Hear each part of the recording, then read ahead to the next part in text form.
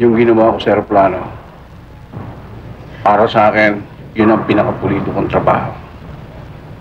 Kanya lang, maraming nadamay na walang kasalanan. Totoo, Dato.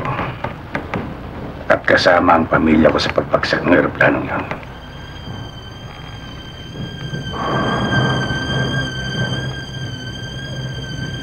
Kung hindi ako nagkakamali, meron kang baril sa ilalim ng lamesa. Oo.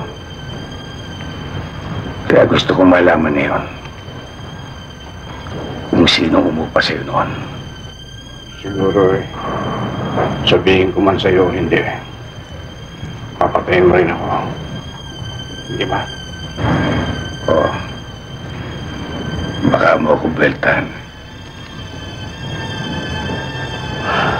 Kung sa bagay, 57 anyos na ako ngayon. Nagsimula ang trabaho ko ngayon noong 24 anyos pa lang ako. Ang umupa sa akin noon ay si Mr. Prisco Tablante, yung smuggling lord. Maaari ba? Bago mo ako patayin, pabayaan mo na ako magdasal.